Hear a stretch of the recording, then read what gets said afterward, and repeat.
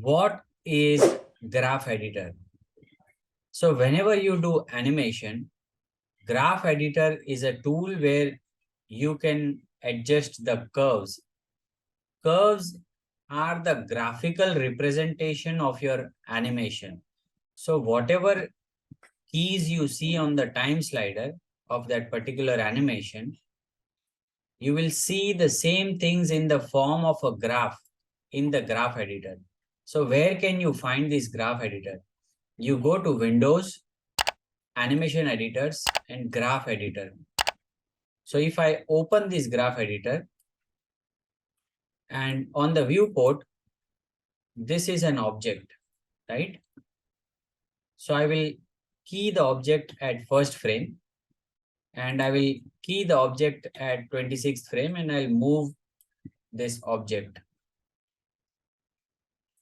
and I will make it rotate and translate in all axes so that we have the curves in all the direction, and I can explain it to you in a better way, right?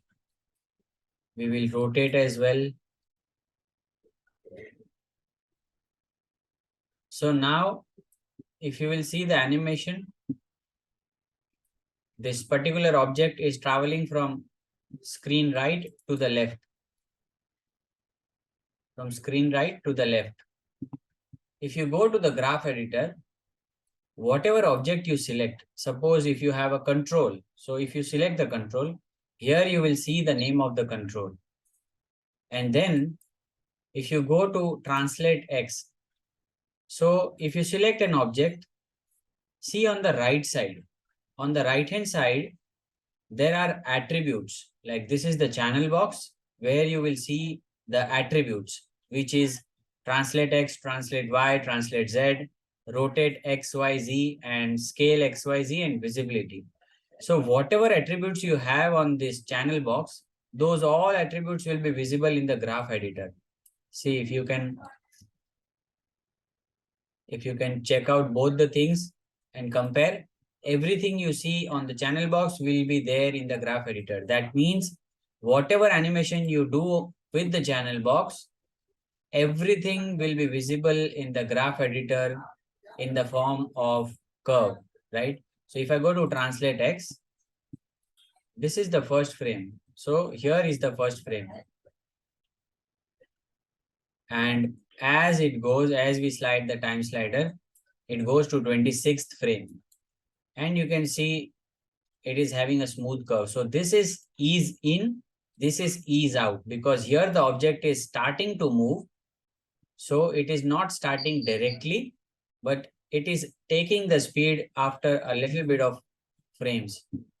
If you want to make it like travel with the same speed for the whole animation, then we will select the curves and make it linear. Here is the linear tangent option. So whenever you want to show certain animation at a particular speed, at a constant speed, maybe a character animation or ball animation, whatever it is, if you have to show at a certain speed constantly, you can make it as linear.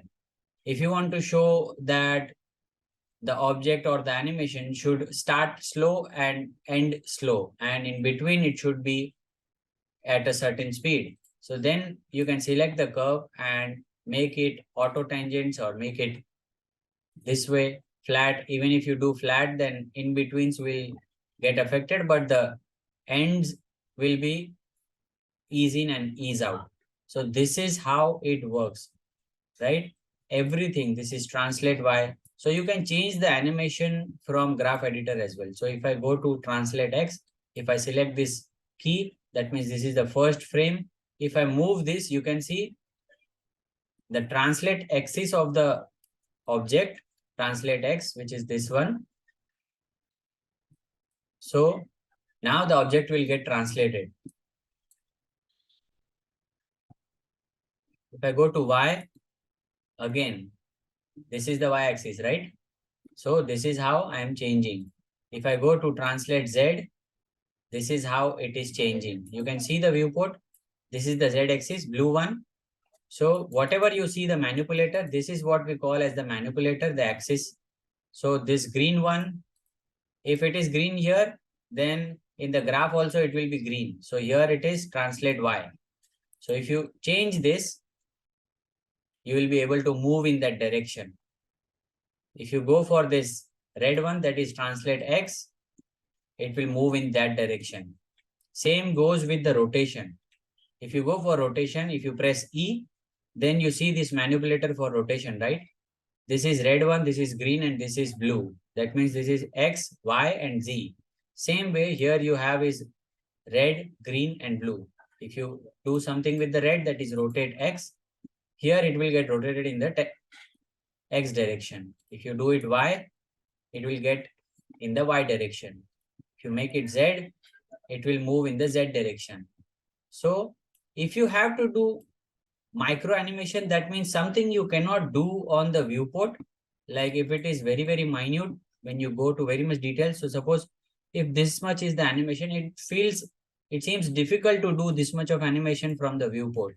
So what animators do is select the control, and whatever the curve is, they go and they just change a little bit of the graph, right? So micro animation you can do from the graph editor, scale as well. So it goes everything the same. Here you have the frame number. When you select a key, here it will show the frame number, and here, right? This is 26. This is 26 frame key. So this is 26, right? Here you have the auto tangent.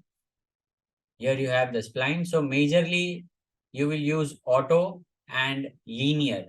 Sometimes after creating the blocking, you might use step mode just to show it as a blocking pass. And here you have is break tangents. So whenever you want to separate these two things, if you want that this should move separately with this should not get affected if I move this side, then what you have to do is you have to break the tangent. That means when you click here and when you go to break tangent, it will get converted into a dotted line.